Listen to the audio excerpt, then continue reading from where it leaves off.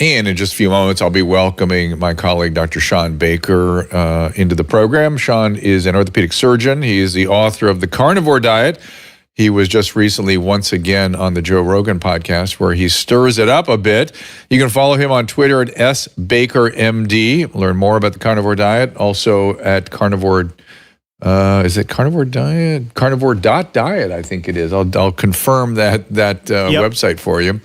Carnivore.diet, that is it. Again, the book is The Carnivore Diet. Obviously, we're going to be talking about the carnivore diet, something that I followed for quite some time. And Shawn has a lot of really interesting data. He is really one of the leading experts on the foolishness of avoiding meats and the advantages of carnivore diet, particularly on wellness and autoimmune disorders, that sort of thing. It's something that Jordan Peterson has been advocating for quite some time. So we'll get right to it. Also, your calls after a little bit with Shawn Baker after this. Our laws as it pertains to substances are draconian and bizarre. The psychopaths start this way. He was an alcoholic because of social media and pornography, PTSD, love addiction, fentanyl and heroin. Ridiculous.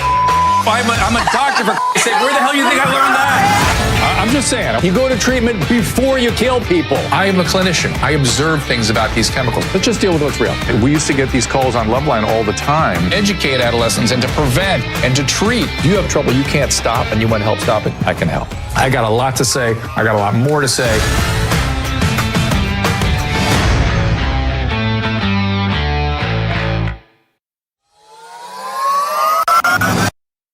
Well, most of my career, I've been urging people to kick habits, change habits. Well, this time, I'd like to suggest getting into the habit of adding Paleo Valley grass-fed bone broth protein to your daily nutrition regimen.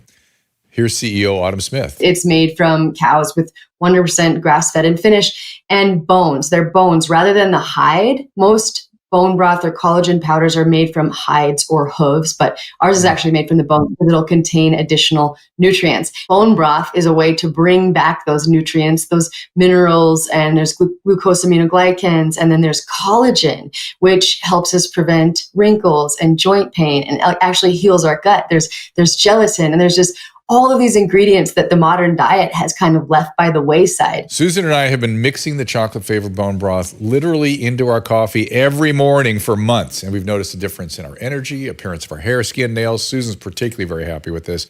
The bioavailable protein also helps us feel satiated. That's the part I'm happy with. Paleo Valley bone broth also comes in vanilla and pure, unflavored, and can easily be added to your coffee, smoothies, yogurt. Go to drdrew.com/paleo, P-A-L-E-O, for 15% off your first order. Again, that is drdrew.com/paleo. So that Paleo Valley is a very appropriate advertisement for the topic of the day. I've used Paleo Valley products for a long time in order to maintain carnivore diet. And I had my bone broth today. And even when I graduated to a more sort of traditional dietary practices, I'm still consuming their stuff, especially that bone broth. We just love that stuff. The beef sticks and one of the things, super green. One of the things that Caleb promoted today is that we would be talking about the GLP-1 medications like Ozempic and Mounjaro and things like that, and how these things. Well, it'd be interesting to hear what Shawn Baker has to say about those things. He's been advocating for the carnivore diet for quite some time. I first heard him on Joe Rogan's podcast, and I just thought I would love to talk to that guy, and I have since and been following him very carefully. So let's, and again, after I talk to Dr. Baker, I will be taking your calls. So do bring your hand up, click the little mic in the bottom of the left-hand corner. Caleb has a little cartoon about that. And I want to also, before I bring Dr. Baker in here, remind everyone that we are going to be with James Corbett on Tuesday, talking about Gelman amnesia. Roseanne Barr on Wednesday, and Dr. Paul Alexander on Thursday. Peter McCullough coming in next week. A lot of really very interesting guests coming your way. There it is. What are you going to talk to Roseanne about? When you talk to Roseanne, you talk about whatever she wants to talk about. That's what you talk about. And so she, I think I will start with them, that she has a lot of talk of them, try to figure out who they is. And not only that, but she has a theory that there will be no election this year in 2024. So it's when you hear, I mean, listen, Roseanne gets a lot of grief for having some extreme views, but they're not as wild as you think. And then also, she talks about her own, what she calls craziness. That's her own words. And I enjoy talking to her. You think you have a lot to say? You should see what she has to say. Oh yeah, no. My job when I talk to Roseanne is to sort of keep up with Roseanne. That is my job. Daytime talk show host. Yeah. And she and I have a long history together. So, all right, I want to get Shawn Baker in here. You're going to again follow Shawn at SBakerMD on X, and the book is The Carnivore Diet. Check it out. And there's 288 people on X. Welcome. We can see your comments. So if you have any comments, put them on the post it. Fair enough, Dr. Baker. Welcome to the program. Drew, hey, thanks for having me on. Good to see you again.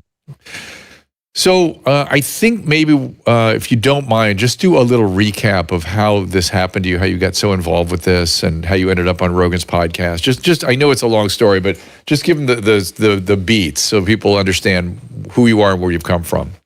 Yeah, so I was a traditionally trained orthopedic surgeon and was spent my career, replacing knees and hips and fixing fractures and whatnot. And my mid 40s, I started to realize I wasn't where I wanted to be health-wise, even though I was a very sort of high-level athlete at the time. So I started playing with different dietary strategies and, eventually ended up on a low-carb diet. And then I got exposed to these crazy, nutty people eating all meat, and I thought that was absolutely nuts, insane, like everybody does.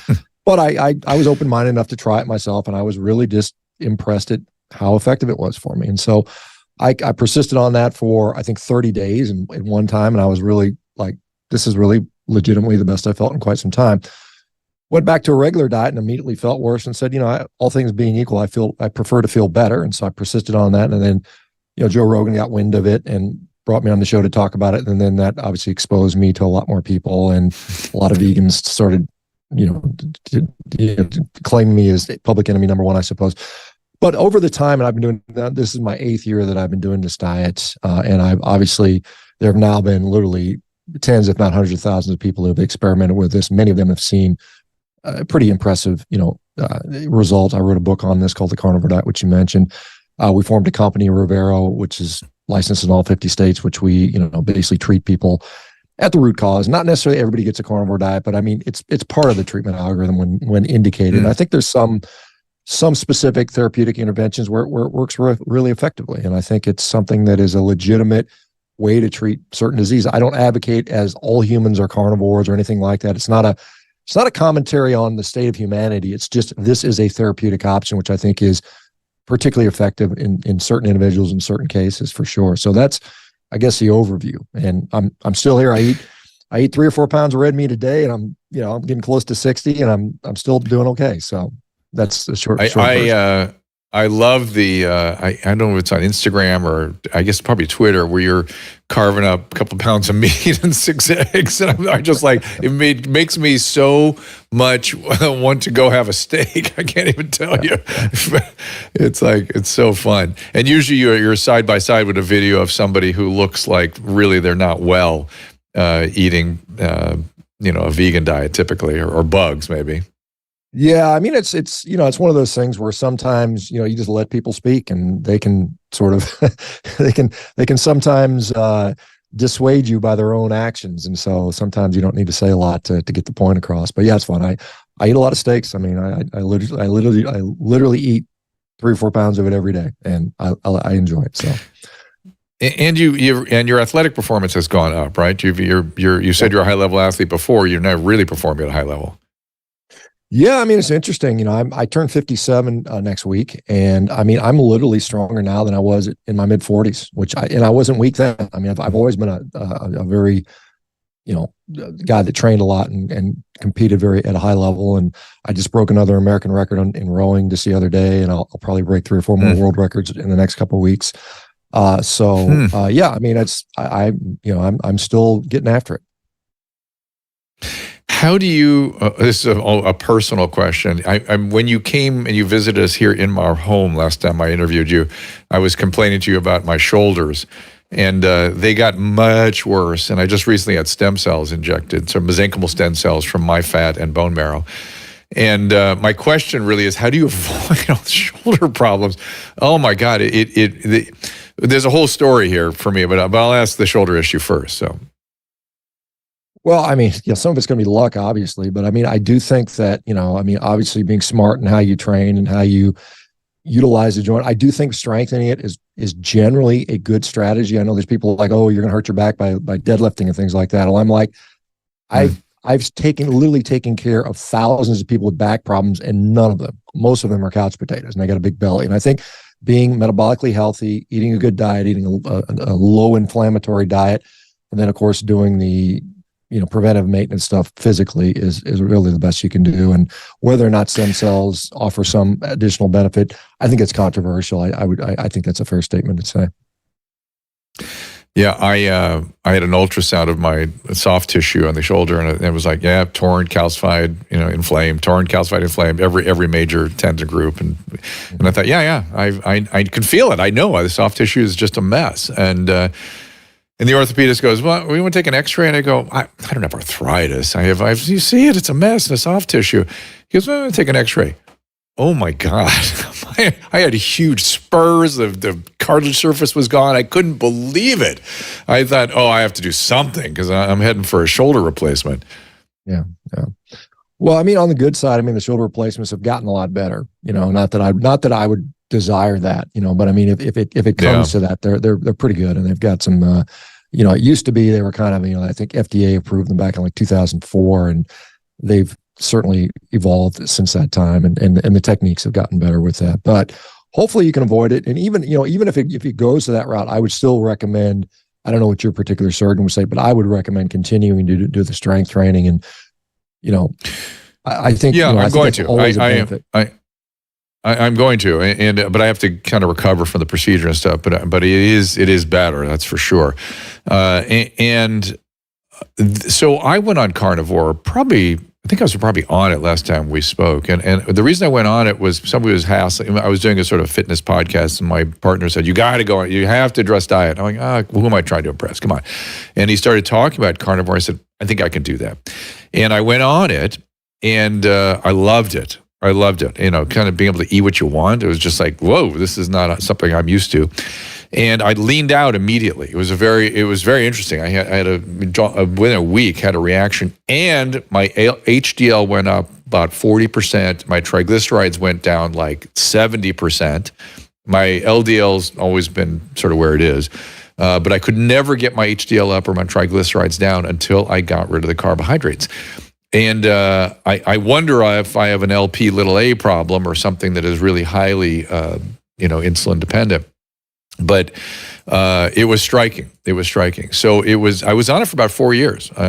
But the only downside for me was because of my shoulders, I lost the ability to do the heavy weightlifting. And I think that kind of really vigorous exercise is an important adjunct, at least for me, with this diet. And I gained like 14 pounds, it turned out. So I had to kind of turn back and go on a more traditional kind of. I'm just wondering if were you including a lot of dairy at that time when you did that? No. I would have some heavy cream in my coffee in the morning, and that was about it. I could eat a lot of meat. I could eat a lot of meat. Me too. I got the bills. Yeah, that was the other thing. It's expensive, and it's something worth pointing out, right? If people can't, we have to acknowledge that for some people this may not be financially a reasonable diet. Was something that I cooked a lot of bacon too. There was always bacon somewhere. Okay. Well, I gained weight because I was snacking on bacon in between. Yeah, but I'm a big fan. I'm a fan of it. I am a big fan of it.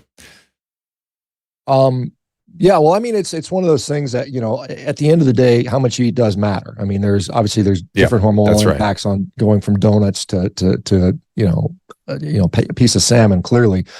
But at the end of the day, if I want to gain weight, I eat more food. If I want to lose weight, I eat less food. It's as simple as that. That's right. It's the same thing. That's right. And like I said, I'm sitting at about 265. So I'm actually on a little on the heavy side right now, just because I'm trying to poison myself for these rowing records. And then I'll lean back out, probably in about 3 or 4 months. But it's interesting because you brought up the GLP-1 stuff, and it's interesting with most people. If you look at the way these incretin hormones work, the GLP-1s, basically the distal small intestine, primarily in the ileum, through these L cells secrete these GLP-1 hormones, and they act as a brake. They kind of slow the digestive tract down is one of the mechanisms by which they work, and it leads to satiety.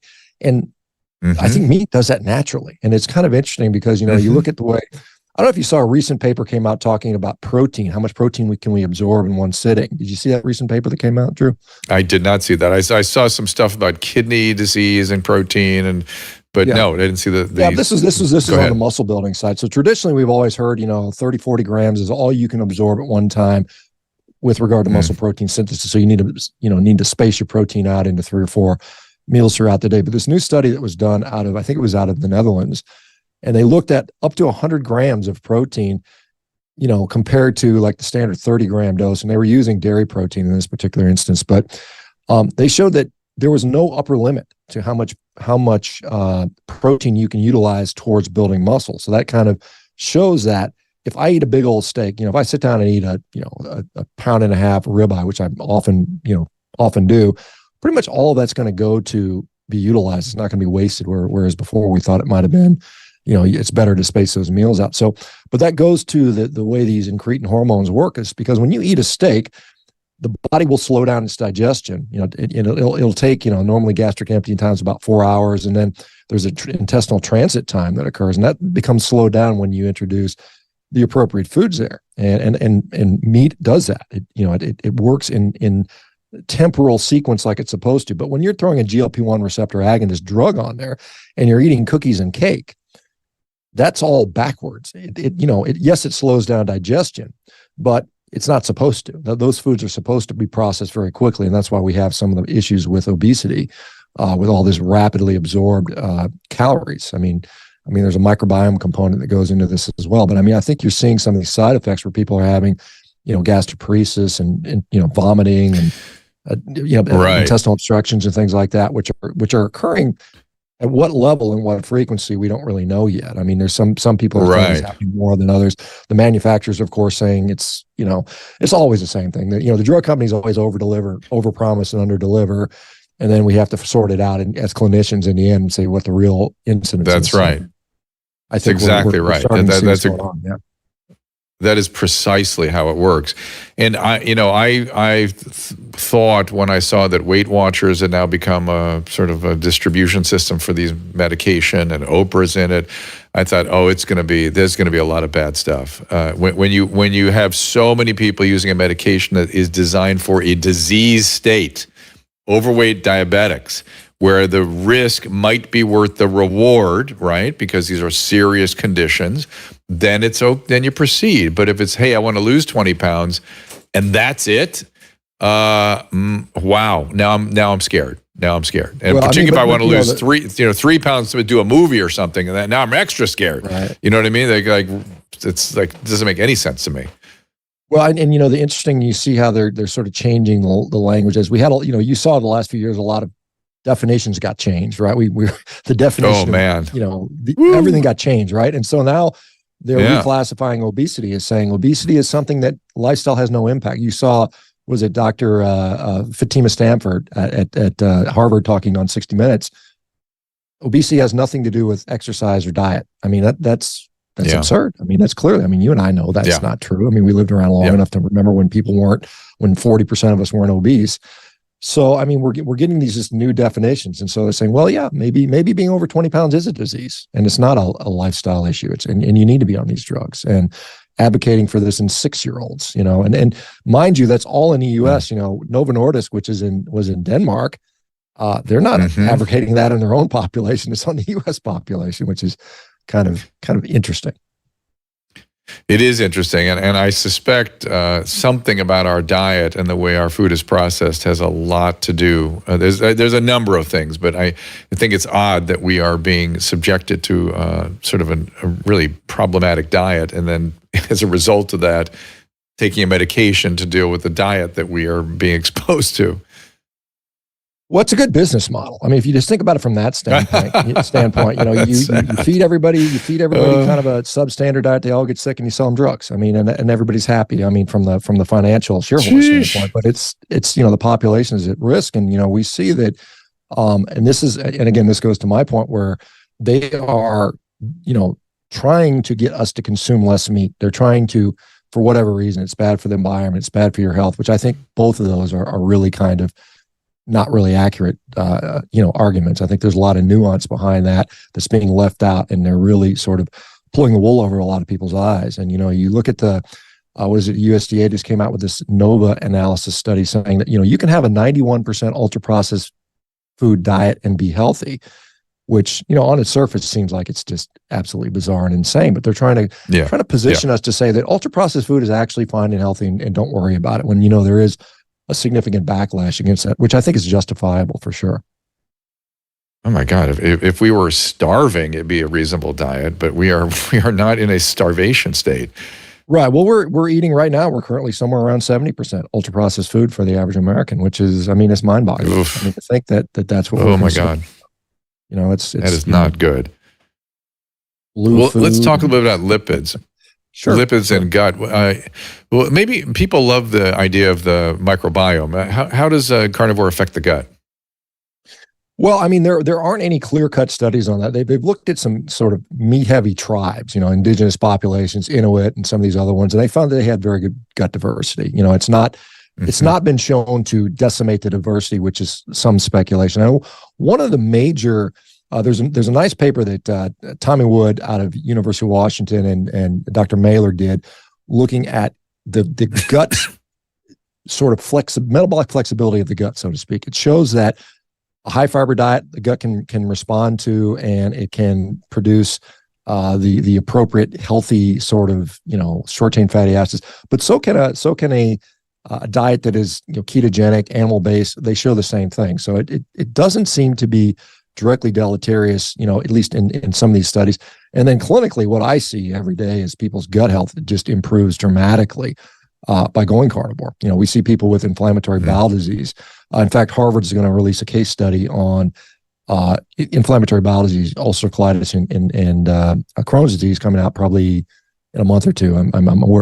I've helped organize that series, and then we're going to do an interventional trial on that as well. And hopefully, we can do a carnivore versus vegan diet. That would be a great randomized control trial to run that, because I think that will be quite impactful to show that. But in general, if depending upon how you want to judge gut function, and to me, it's, as most gastroenterologists, they're based on symptoms anyway. There's a few confirmatory tests. They can look at fecal calprotectin, inflammatory markers, and they can do various imaging studies and whatnot. But it's a lot of it is bloating, distension, gas, reflux, diarrhea, constipation, and all those things get better for most people when they go on a animal-based diet, a carnivore diet. So that would, pretty, to me, it makes sense that would probably lead to a healthier overall, digestive tract, to include the microbiome. Oh, for sure. Can you talk a little bit about the notion of, maybe I should ask it this way, the mechanism of action? How do you think it reduces inflammation? Do you have a theory about that? I do think it helps to limit gut hyperpermeability. I do think that is a real thing, the so-called leaky gut. I think there's lots of research. Alessio Faisano at Boston Children has written extensively about that, and he feels that is one of the origins of autoimmunity. And I think there's some pretty good evidence to support that. So the researchers in Europe have looked at this, and they've actually studied carnivore diets in the context of gut permeability, and they've shown conclusively through something called PEG 400, polyethylene glycol 400, that when you put somebody on a carnivore diet and you administer PEG, polyethylene glycol, that the absorption is decreased dramatically, which is consistent with an intact, gut barrier. Our gut is semi-permeable. There's obviously things have to get in, or we never absorb food, but there's a issue where it becomes hyperpermeable. And I think that is probably one of the major things that occur. Also, I think it's just good nutrition. And I think also just the elimination of the garbage, because I think 70% of our diet is garbage these days. And, as you probably notice on carnivore, there was some level of lack of cravings. I don't know. Most people will comment on that. Oh yeah. That was one of the great advantages. I didn't want to, when I ate when I was hungry, and that was that. It was a freedom. Yeah, it is freeing in that regard. And that's the problem. We have so many people that are addicted to these hyperpalatable foods, which are absolutely 100% designed with that intent. These guys, these food chemists are out there designing food to make you addicted to it. There's no doubt about that. And this allows you to not want those things, because a lot of people struggle with that every day. And it's I think there's nutritional consequences to that. I know you have dietitians out there that are being paid by these processed food companies to say that there are no bad foods and everything in moderation, which I think is I think that's a real unfortunate message. Yeah, and I want to emphasize again, it's again the diet you'll do is the diet that will work, and it's not everything for everybody. But carnivore is one of the options out there, and I think the effect on lipid metabolism may have something to do with this inflammatory piece. When people talk about inflammation, I think about things like the leaky gut. I think about endothelial functioning, and of course, lipids figure into that, because I think some of that inflammation is really an endothelial inflammation. And I also worry about mitochondrial health and the oxidative state of mitochondria. Is there any effect on that? Well, I mean, undoubtedly there is. I mean, or there are. I mean, everything affects everything in some regard. And so I think, your point about the lipids, and I think that's one of the big sticking points about people's resistance to this, because in many cases, low carb diets in general, particularly if there's a decent amount of fat in there, will raise, serum LDL cholesterol, ApoB, total cholesterol, things like that. And so that has been traditionally a very large obstacle for most people willing to adopt that. And I think we're starting to figure out mechanistically why that's happening, and if it isn't truly a bad thing or not. And I think that's still debatable. I mean, there are people out there in the traditional cardiology realm who will say it's 100% high ApoB or LDL, and that's all that matters. And and it's the end of the discussion, and it's 100% causal, and it's 100% necessary and sufficient, and end of story. Whereas I think there's some nuance there, and I think we're discovering that. And I don't know, we talked about off camera some of these new studies that are being published and about to be published, which may call into question some of those sort of lipid. We'll talk about Oreos and lipid hypermetabolism. So there's a I call him a kid, Nick. He's a PhD out of Harvard University. He got his PhD at Oxford, and now he's at Harvard. And there's this sort of, we see this phenomenon where there's people that are really lean, they look great, everything looks great on paper. They go on a low carb diet, but their LDL cholesterol just skyrockets. We're talking, LDL cholesterol, 200, 300, 400 milligrams per deciliter, the stuff that your primary care physician would say, oh my God, they think it's an FH scenario, familial hypercholesterolemia, when it's really not. And so there's this sort of, they developed this, what's called a lipid energy model, so that when you are lean and your cells are relatively not overstuffed with energy like most of us are, most of us are just we have overabundance of energy. That's why we have all this body fat. But when you're lean, and in particular when you're in a relatively carb depleted state, via a low carb diet, the liver notices that and tries to distribute energy to the cells. And so we just traffic a higher amount of lipids in that situation. So you have higher amounts of free fatty acids and lipoproteins that are floating around, and therefore, cholesterol is associated with that. And that is a physiologic reason that's occurring. And that's been demonstrated. And this was if that theory is correct, and this is what Nick and others, and this has been confirmed now in 3 or 4 different studies, but Nick did this outrageous study where he said, you know what, I bet if I have my LDL cholesterol super high, I bet I can eat a dozen Oreos a day and I can bring it down. And you think, well, that sounds pretty silly. I mean, Oreo cookies, we all know, are garbage for us, right? But he did it. He spent 3 weeks eating Oreo cookies, a dozen Oreo cookies a day, extra, normal diet, just added the cookies in there, didn't change his exercise at all. And his LDL cholesterol went from an astronomically high 484 milligrams per deciliter all the way down to 111 just by eating Oreo cookies, right? So you're like, does that mean Oreo cookies are now a health food? Should we call Oreo up and tell them to put a heart healthy label on there? Maybe they will. I don't know. But I mean, that study's going to be published in a journal in the next. And he compared that to a statin. And the results are in, but I'm not allowed to share that. But what I will tell you is, it's probably what you expect it to be. And that the Oreo cookies are, maybe we should be prescribing Oreo cookies as physicians. I don't know. I mean, I obviously I say that tongue in cheek, but very careful. There may be people that almost as good as bacon. Take somebody up that, yeah. But that supports this lipid energy model. I think that clearly in that, and I don't want to extrapolate this to the general population. It doesn't mean everybody with high cholesterol should be eating Oreos or adding carbs in. Right. But it just explains why this is occurring, and we understand mechanistically why someone's cholesterol might go really high in that situation. Now, the real question is that indeed harmful? And that is where this analysis that Matt Budoff at UCLA is looking into. And so they took 100 people with super high cholesterol, just like Nick had, and they're older folks. They're my age, mid 50s. And they scan them with a CCTA, which is, a cornic CT angiography. Yeah, right. So really high precision, high level testing. And what they found is in that 100 people who had on average had been on these high fat diets for at least 5 years, actually no significant increase in cardiovascular disease. They had pretty much almost all of them had zero plaque. A few of them had a little bit. And they compared it to this Miami heart population, which is an age match equivalent. Everything was matched, as close as possible. And they found out that there was no difference. And so LDL cholesterol in that sort of healthy population didn't seem to impact this. And this echoes the work that was done by Mortensen in the Netherlands last year, where they looked at 0 CAC scores. And people that had no calcium, it did not matter what their LDL cholesterol is when it came to the so-called MACE, major adverse cardiac events, whether it's heart attack, stroke, revascularization, or death. LDL cholesterol didn't matter in that way. So it seems to indicate that while LDL cholesterol is probably causal, that is, it's part of the pathologic process, it might be a dependent variable that you need to have it, but there might need to be some other things in place, some level of, inflammatory process, maybe glucose problems, maybe oxidative stress or something like that. So it's an interesting, I think it's going to teach us some things about it. Certainly the statin literature is controversial in the sense that, 1,000 people on statin decreases one event per 10 years or something cardiac. Yeah, it's not impressive at all. It's not impressive, right? But it's not zero. It's not zero.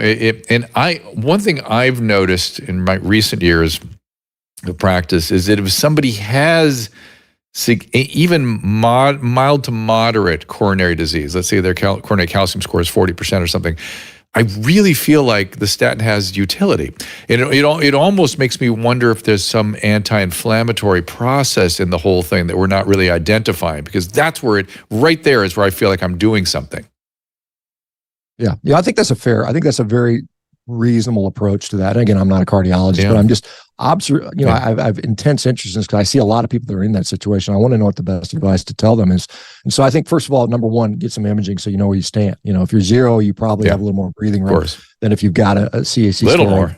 200 or quite a bit. Mine was 0, just out of curiosity, out of so there you go. For that information. But I think that for sure. I think, you have whatever it takes to develop heart disease, and what that combination probably is some combination of metabolic disease, whether undiagnosed or not, and then obviously the requisite cholesterol floating around in your blood. And so, there's interesting, there are people that are now advocating for LDL cholesterols of sub 30, 20 or less. What I know. I listen, I remember the data that showed increase in all-cause mortality as you get down under 60.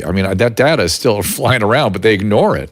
Well, they attribute it to reverse causality. They say, well, if you've got cancer and you're dying, your LDL is getting sucked up anyway. So that's what that is. But you've got data where it's like 20 years before. It's like, you've had cancer for 20 years, you've been dying for 20 years.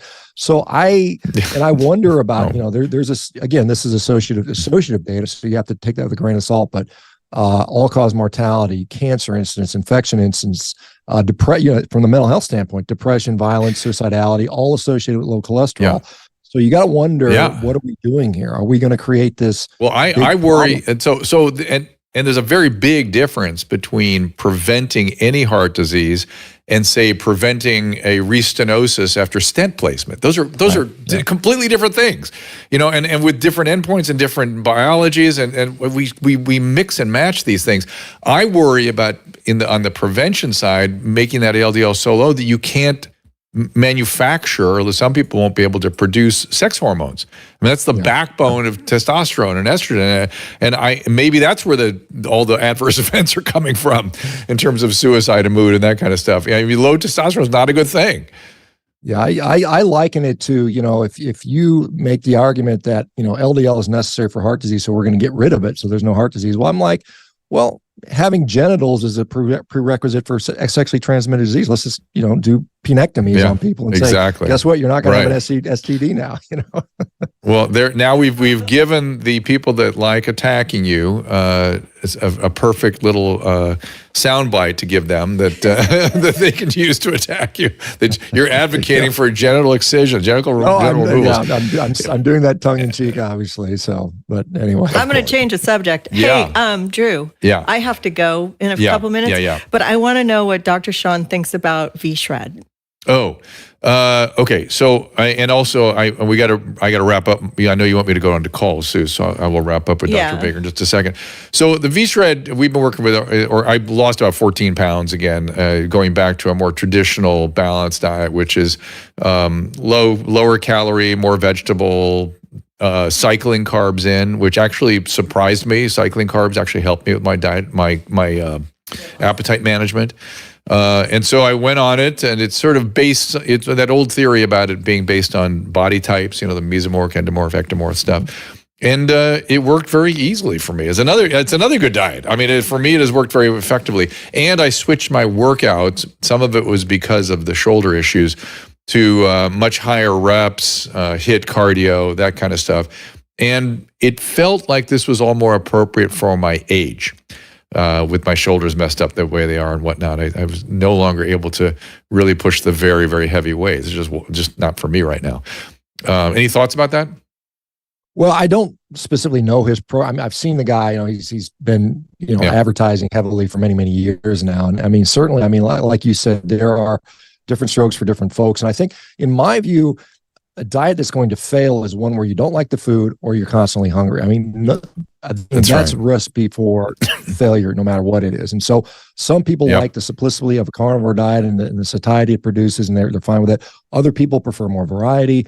And I think, again, if it is providing you food you enjoy and it's satiety provoking and it doesn't lead you to constantly thinking and ruminating about all these other foods you're thinking about, then that's fine. I mean, I think that, as I've said before, I think a carnivore diet is very effective and it's a great tool. Does everybody need to be on it? No. Are there other ways to do there? I think if you're eliminating ultra-processed foods and sticking to whole foods and getting plenty of protein and being active and not being sedentary, that is a good formula for a lot of people. But I think the problem is we have so many other food addicts, and it's tough to get away with it. Sometimes it requires abstinence. Like, you went through a period of abstinence to sort of solve that root problem, and now you have more flexibility, and that's why that might be something that's more palatable for you.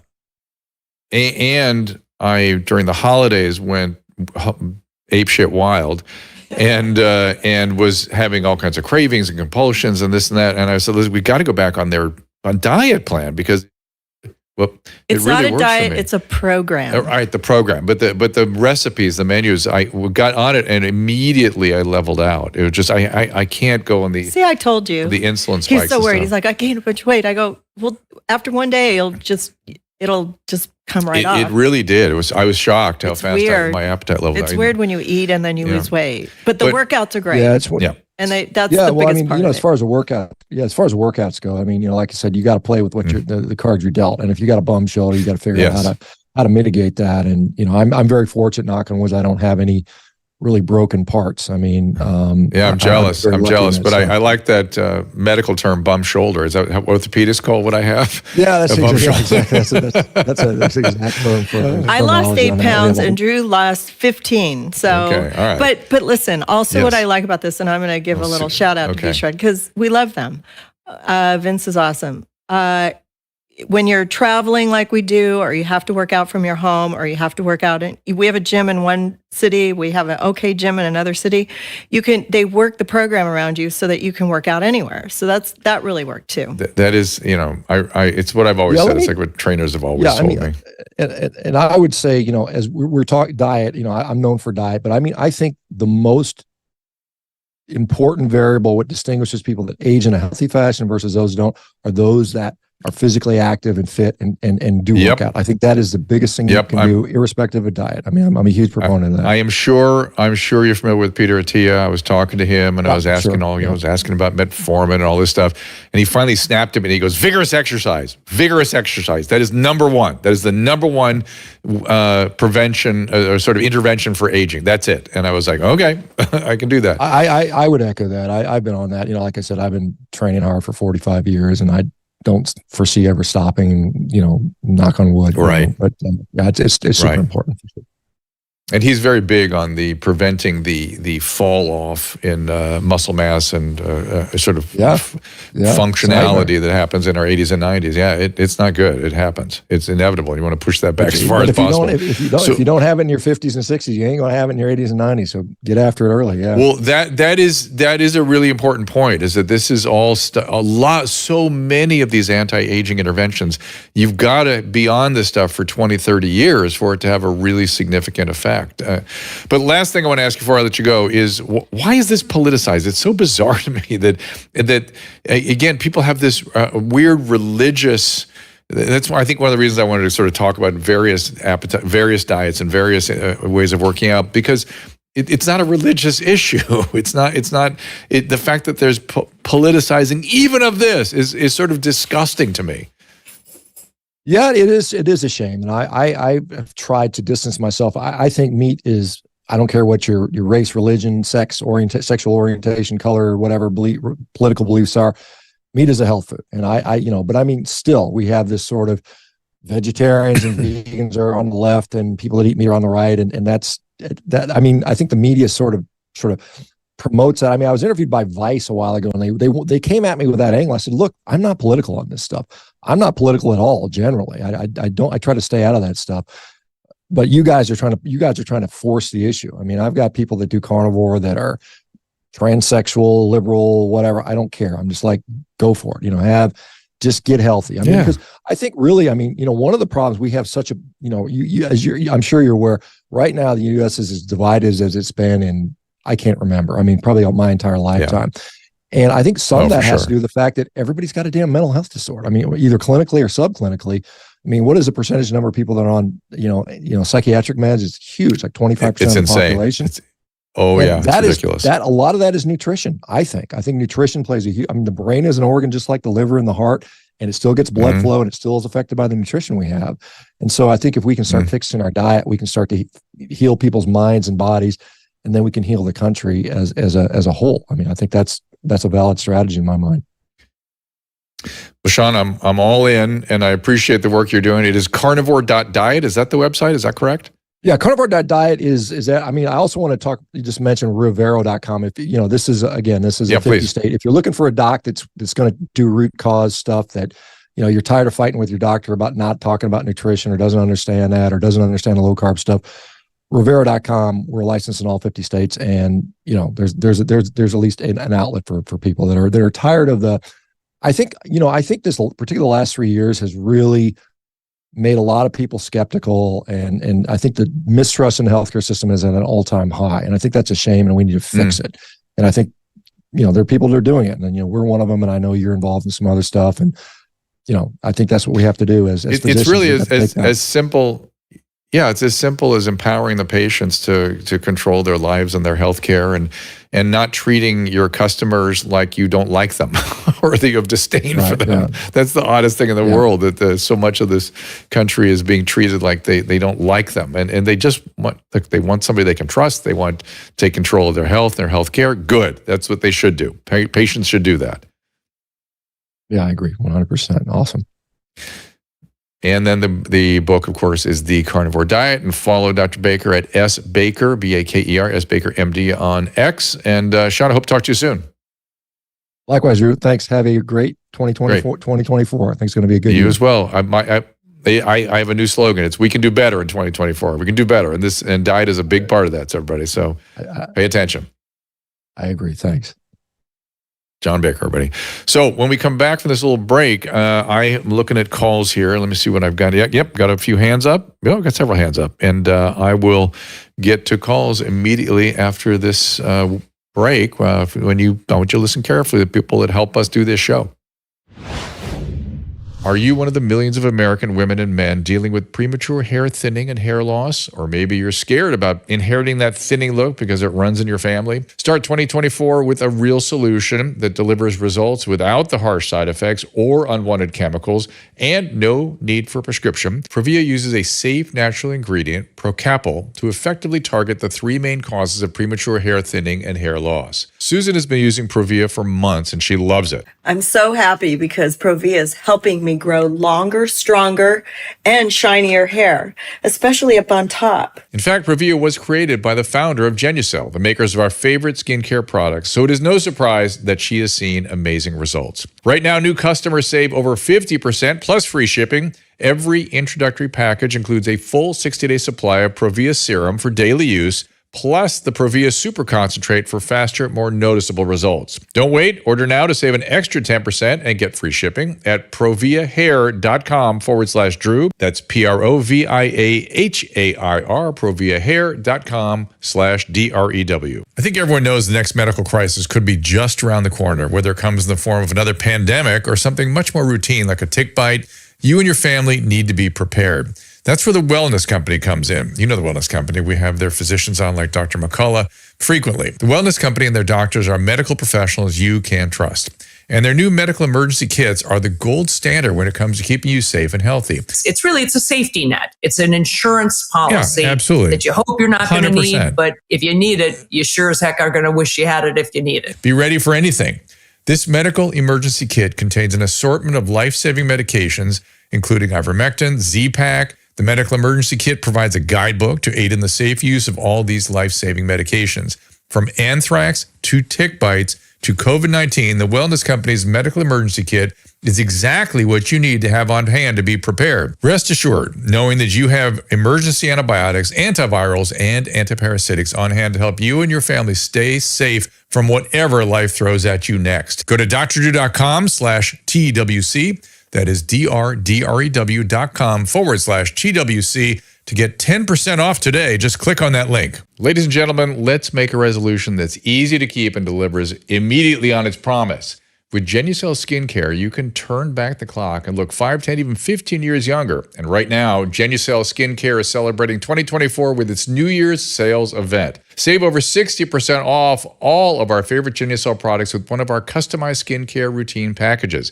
Say goodbye to those fine lines in the forehead and around your corner of your eyes, sagging jawline, dark marks, skin redness, even under eye bags. Leave them in 2023. Genucel works for women and men. It's safe for all skin types and perfect for skin of any age. Plus, with its immediate effects, Genucel promises results that will make you smile. Guaranteed or 100% of your money back. Start your new year look off right with one of our custom Genucel skincare bundles right now at genucel.com/Drew. Use our special code Drew at checkout for extra savings off your order today. And remember, every order placed is automatically upgraded to free shipping.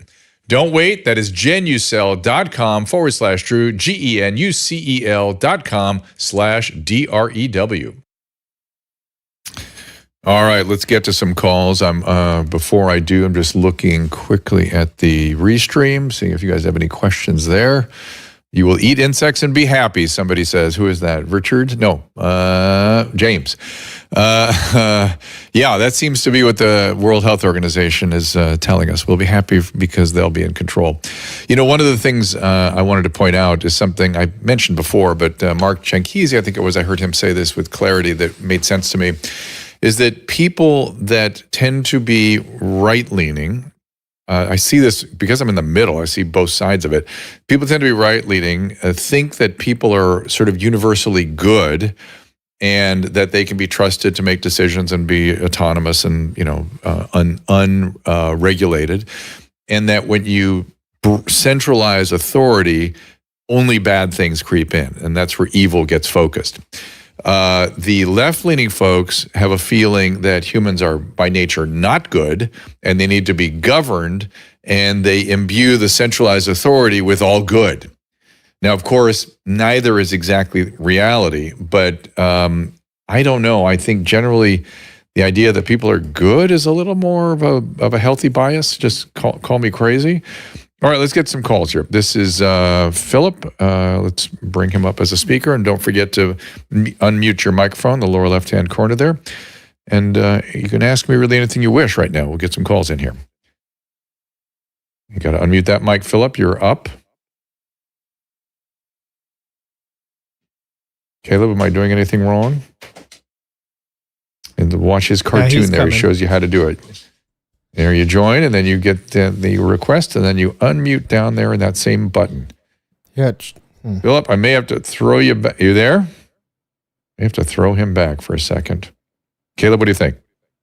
Yeah, it looks like it's loading. Yeah, this is that problem. Oh, really? It's that problem again? Yeah. Well, okay, as long as it's loading, we can wait it out a little bit. But isn't that interesting that Mark Jankees, if you don't remember, he's a cognitive science. I've interviewed here a couple of times here. And he makes a lot of sense. He's also, by the way, a physicist. He has multiple degrees. The guy's a very smart dude. And he has been trying to make sense of the present moment. And I sort of feel sometimes like guys like him and a deeper understanding of our cognitive systems, and guys like Gleb I've interviewed here a couple times. Sibursky. Sibursky. That these are the guys we should look to help us sort of buffer against some of the excesses of the present moment. All right, I'm going to throw Philip back in, and I'm going to ask for ERM, which, again, I'm not sure what that means. But and Philip, I'll try you again in a minute to ask you to come back up. I wonder if we're having just a general problem here.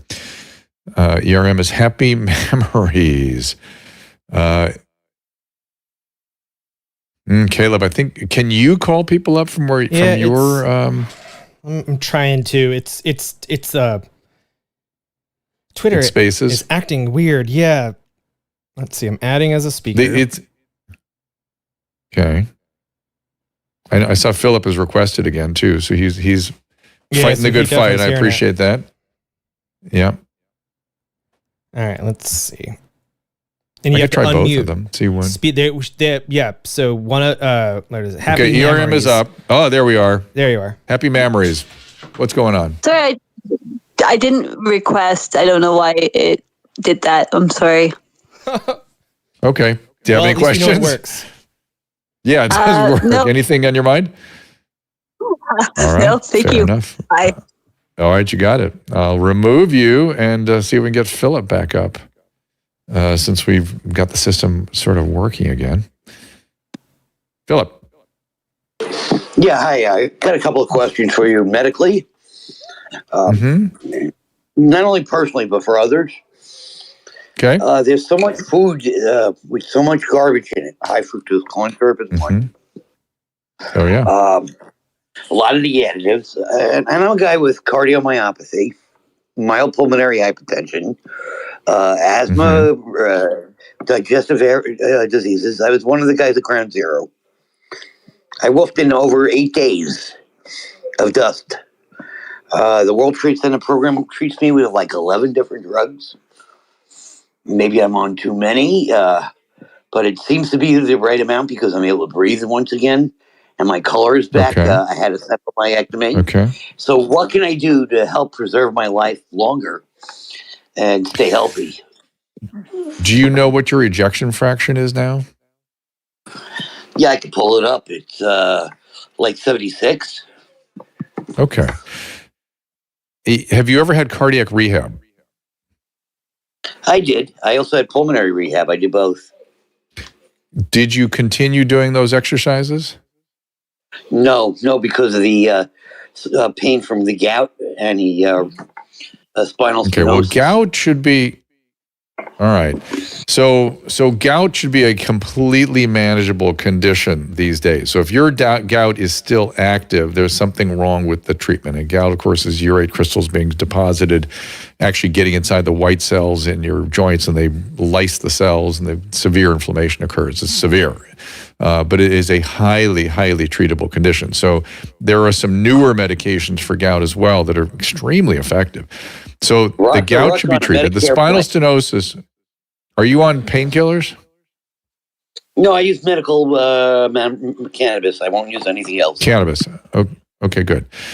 So listen, you walking is going to be a really important thing for you. If you get the gout under control and then get back on the pulmonary rehab, I understand the spinal stenosis is kind of miserable, but people do tend to be able to push through that, and deconditioning only makes that worse. And you've got a 30+% ejection fraction. Some people get better. We didn't used to think that could happen, but there are some people actually get better with a proper amount of exercise. And I'm not saying go out and do vigorous exercise, which is something I was talking about earlier, but exactly the guidelines you got on cardiac and pulmonary rehab.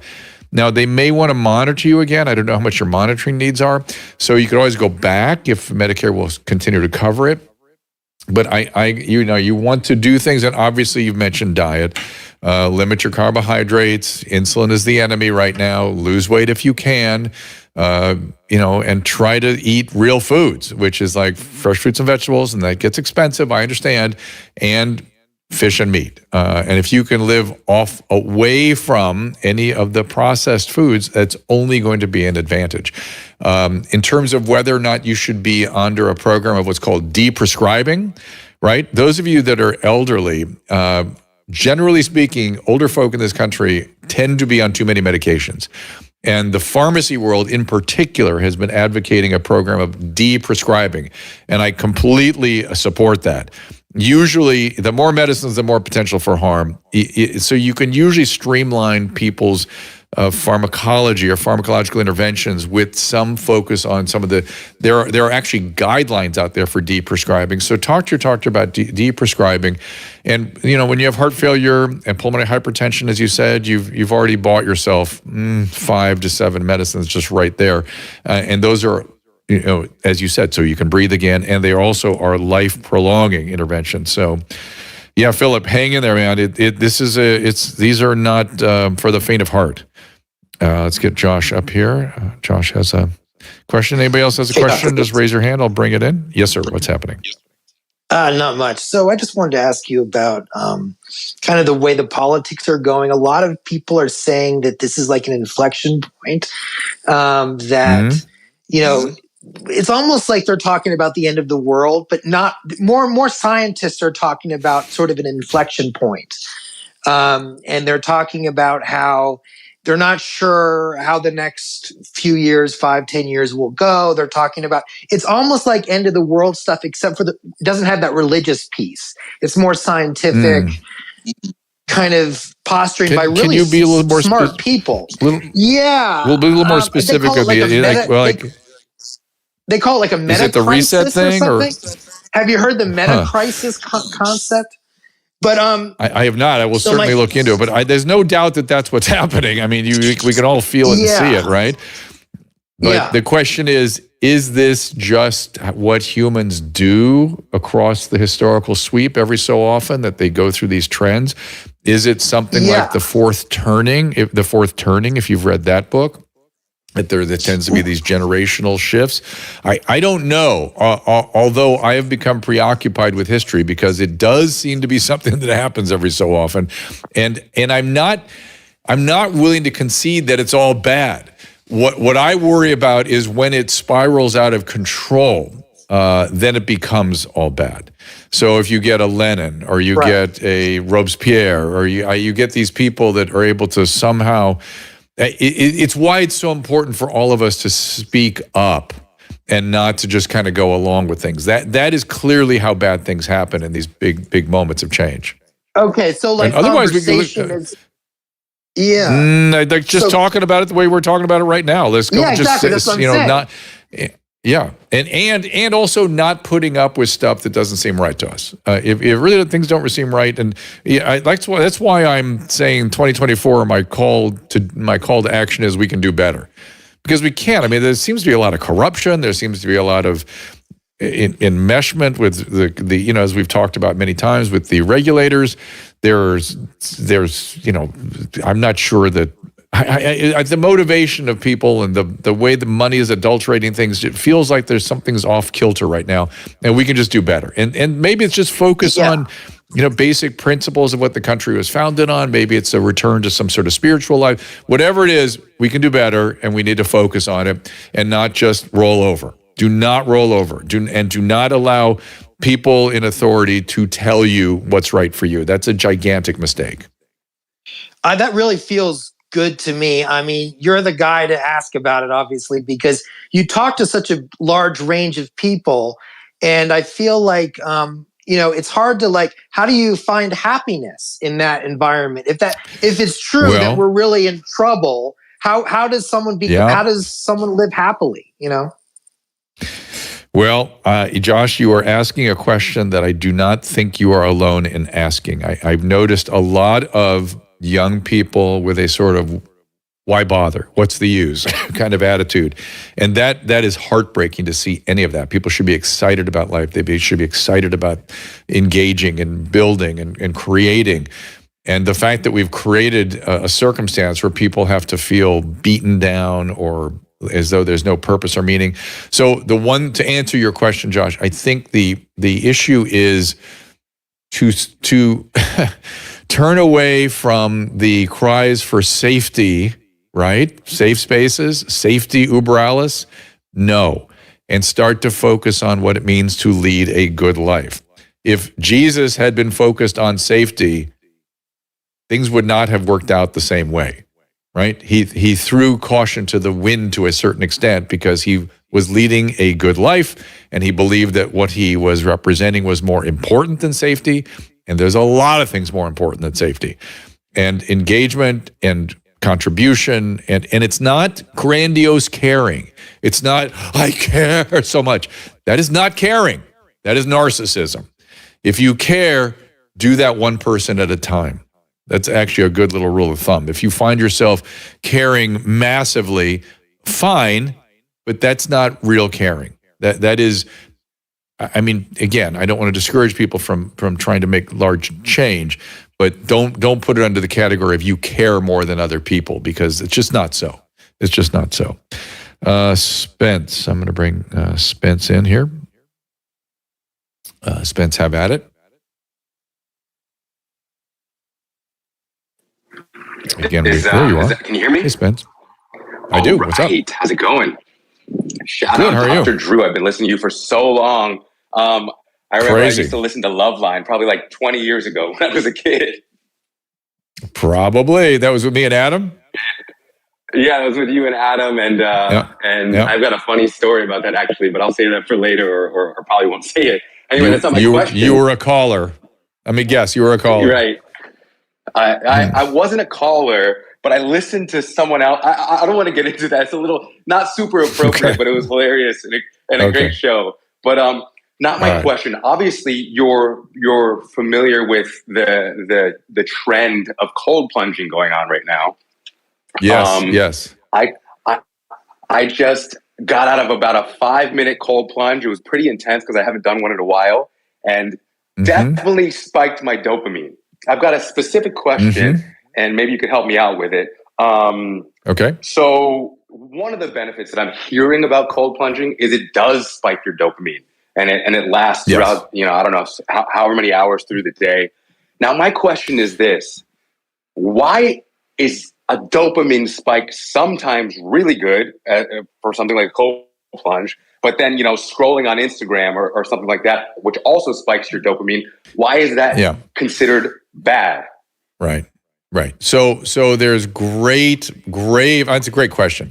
There are grave misconceptions about neurochemicals and dopamine in particular. Really, the chemical itself is not important. What's important is the pathways it activates. And there are stimulatory pathways, and there's suppressing pathways, and there are regulatory pathways. Dopamine and by the way, I am not convinced that you're even talking about a dopamine increase. I think you're talking about endorphins and noradrenergic chemicals, noradrenergic pathways, which are the sort of the awakening pathways, the stimulating pathways. Dopamine has many different functions, but the primary function we talk about is reinforcement, which is the part of the brain that says, do that again, that is good for survival. I'm not sure that's what happens during a cold plunge. It may actually be the opposite. You may get sort of aversive aversive kind of chemicals going. And so what you're feeling is endorphin release, because when your body is overwhelmed with stimulation, it has to tolerate it. You get surge with endorphin. It's a way of regulating discomfort. And those are the high chemicals. And then you get noradrenergic stimulation, which is the alert chemicals in the frontal parts of the region, to some extent, the frontal part of the brain. But dopamine, I don't believe when people get a dopamine surge, look, I've dealt with drug addiction forever, which is about the dopamine pathways in the medial forebrain bundle. And I don't believe that people, when they have a massive dopamine release, feel anything other than do that again. That is the function of dopamine. Do that again. And you can see it most clearly with crack cocaine, where when people lose all the happy parts of cocaine, the part that feels good, the endorphin part, the stimulation part, that all goes away with time. And every crack cocaine addict knows it's going to go away in about 10 hits. But you are completely consumed by the dopamine system for days afterwards, which is saying just do that again, do that again, do that again, do that again. And so it is the survival system that becomes overtaken by drugs of addiction and other behaviors sometimes, like you said, scrolling on Instagram. And it just is, you get lost in this do it again cycle, and it has to be interrupted sometimes. So dopamine, I may get a little more into cold plunges and sauna and stuff. I'm kind of fascinated by that. The really interesting question about Adam and I have been talking about cold plunges for a long time and cold showers and that kind of thing. And he says something very interesting. He says, at very minimum, forcing yourself to do something uncomfortable that you don't want to do and tolerating it longer than you'd like to has purpose, has meaning, right? Yeah. It making yourself do something you don't want to do is a good way to start your day at very minimum, because we do a lot of things we don't want to do in your day, and that's how we build, and that's how we build character, and that's how we delay gratification, all those good things. So at minimum, it's doing something you don't want to do that's uncomfortable is good for your psyche and good for your soul, number one.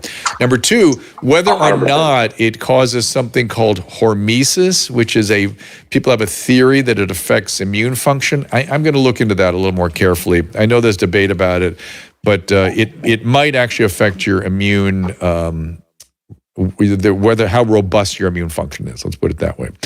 Thank you, Spence. Very quickly here, I'm going to get to, let's see, this is, I think, a carrot 5. And then we're going to have to wrap up pretty soon. I'm going to try to get a couple more, you guys. Carrot 5. Excuse me. I've got this crazy cough and Shabria, I've asked you to come up if you want to give your appraisal for the new year. I'd love to hear from you. Carrot 5 is connecting. We've got the crazy, what do they call that when the wheel is spinning? And Caleb, it's sort of latency, processing, latency. Yeah. Rendering.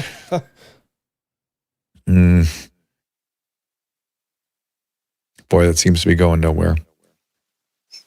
Shabria, come on up. Shawn, how are you, Drew? Sure.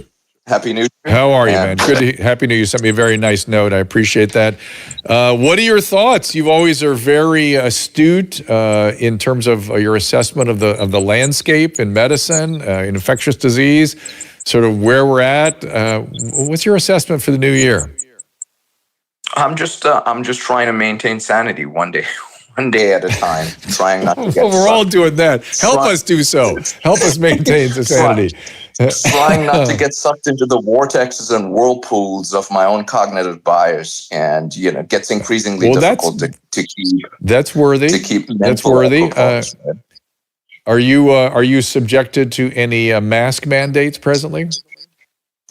Yeah, I'm on the inpatient service, so it's all mask all the time, and not in the outpatient. Is there any way to push back on that? Is it? It's just the way it is now in hospitals. Yeah, it's basically. I was speculating yesterday. I think we've entered an era where there's an elaborate bureaucracy that is tasked with doing busy work to justify their own existence, and for sure. This is for sure. This is way beyond science or way beyond a couple of individuals saying this doesn't make sense. We are at a point where, these people will turn on the mask and they'll say, look, it worked. They'll do it for like 3 months, and then the seasonal down peak will be their grand revelation. Oh, look, it worked. And this whole seesaw is going to continue ad infinitum. And I think it's gonna need this, it's either gonna need a bureaucratic overhaul, or it's gonna be one of these things like, the Surgeon General of Florida, someone like at that level saying, okay, we are not doing this. It should be individual responsibility. Let people decide to do what they want to do, but we are not going to be mandating stuff. Well, not only that, there's zero evidence that it's one thing if you want to protect yourself, but it's zero evidence that a mask protects anybody else. There's just zero evidence. There's never been evidence of that. You can protect somebody else from your virus. Like, no, you can't do that. But I do agree with you that. Go ahead. I said that the patients are not wearing masks, so I'm like, how does that work? Am I protecting them? Are they protecting me? None of that really. So Don't ask for logic. Just shut up and do it. That's where we are now. And we have to stop. I'm afraid we have to stop that. We really do have to stop that. And the bureaucracy. I've said this for a couple of years now. Bureaucracy is the enemy. Centralized authority is the enemy, and they need to be dismantled to some extent. And I don't know if it's the market that's going to do it. I don't know how it's going to happen, or just people being sane and standing up and saying enough. Something like that has to happen. So. Absolutely. But listen, I appreciate you fighting the good fight, and we'll keep checking in with you, all right? Thanks so much. Have a wonderful day. Bye-bye. We can do better in 24. That's my call. Caleb, I see you're pushing Roseanne's picture there on the bottom of the screen. Let's bring up the schedule for the upcoming week. We have James Corbett. We're going to talk about Gelman amnesia, Roseanne on Wednesday, and Dr. Paul Alexander on Thursday, on January 11th. He's been going... He's been on them very aggressive lately. Peter McCullough, a week from Wednesday, I believe. Yep. And a lot of great guests coming in. Check it all out. Don't forget to sign up at Dr.TV. You get the blast there. Caleb, anything from your standpoint? While I check the restream. Dr. Latipo is coming in on the 31st as well. That's going to be interesting. He was just in the news. And Shawn mentioned that. Yes, he just mentioned the Surgeon General of Florida. That's Dr. Latipo. He is on the record saying that he believes that the mRNA vaccines should be taken off the market. I got to say, I've seen some the thing that we had to maybe get Asim Malhotra back on here, because I have seen some of the stuff that he was worried about with this sort of accelerated heart disease, where I don't understand it any other way. And it's just, and again, it may be a bias I'm seeing. I'm open-minded about this, but I've been concerned about supraventricular arrhythmias in young people, and now I'm starting to worry about accelerated heart disease in middle-aged folks. And I don't know if you saw Dr. John Campbell's post from today. It turns out that in England, they're seeing a marked increase, like a 44% increase in excess mortalities. And I think it's the 50 to 65-year-old, and the majority of that is cardiovascular. So that is gravely, gravely concerning. And why? And again, please, why? Let's just answer the question. Is it COVID? Is it the vaccine? Is it both? Is it none? Ask the questions, figure it out. It's just so astonishing. You can't ask certain questions. Just too much. All right. Well, thank you very much, everybody. Thank you, Dr. Shawn Baker. Thank you for all participating. I will make an effort in terms of doing better in 2024 to try to take more phone calls from y'all. I will try to do that.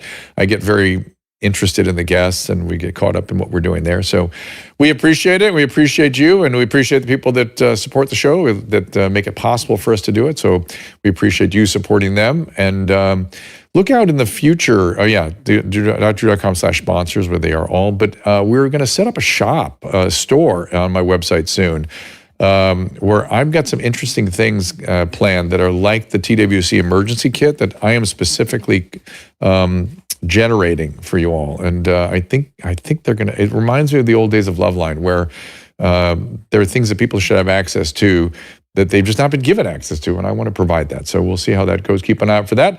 And we will see you Tuesday, Wednesday, and Thursday next week. I believe it's all regular time, 3 o'clock Pacific. Sure, I'm looking at that right now. And we will see you then. Ask Dr. Drew is produced by Caleb Nation and Susan Pinsky. As a reminder, the discussions here are not a substitute for medical care, diagnosis, or treatment. This show is intended for educational and informational purposes only. I am a licensed physician, but I am not a replacement for your personal doctor, and I am not practicing medicine here. Always remember that our understanding of medicine and science is constantly evolving. Though my opinion is based on the information that is available to me today, some of the contents of this show could be outdated in the future. Be sure to check with trusted resources in case any of the information has been updated since this was published. If you or someone you know is in immediate danger, don't call me, call 911.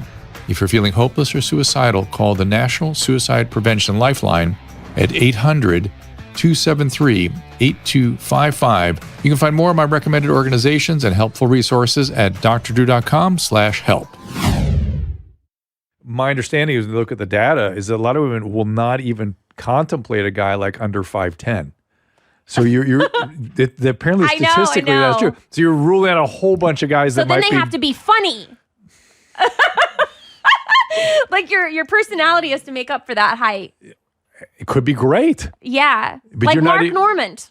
But I love the way you're just shitting on Mark Normand. I love Mark Normand, but he's short. Yes. And he even said that about himself. He was like talking about shit on himself, how short he was, but he's fucking hilarious. Hilarious.